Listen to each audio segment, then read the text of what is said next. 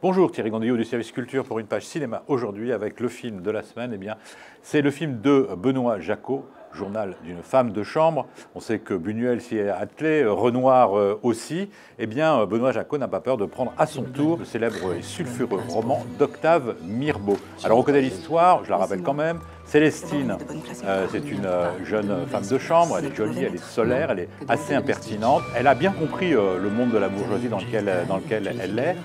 Elle sait repousser les avances de monsieur quand il la harcèle. Elle sait subir et se taire face aux vexations que lui font subir madame. Et puis finalement, elle bouillonne quand même à l'intérieur, elle renferme tout ça de temps en temps. Bon, la cocotte minute explose et elle envoie à dire ses 4 vérités.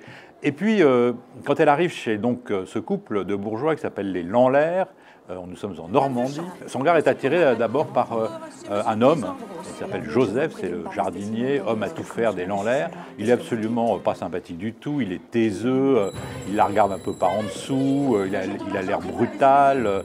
Bon, elle n'est pas du tout attirée, enfin en même temps il y a quelque chose, il y a une sorte d'attirance-répulsion, et finalement cet homme va complètement la séduire et l'emmener sur les terrains, moi j'en dirais pas plus, enfin disons sur les terrains du pire. C'était donc risqué, hein, comme Paris, bien entendu, c'est tout à fait réussi. L'ambiance de cette bourgeoisie est extrêmement bien montrée, elle est à la fois cynique, cruelle et en même temps beaucoup d'humour. Les décors, les costumes sont absolument merveilleux, on a l'impression d'être dans un Vermeer. Et évidemment, le duo fait par Léa Seydoux et Vincent Lindon fonctionne comme une alchimie pure. Voilà, c'est franchement recommandé.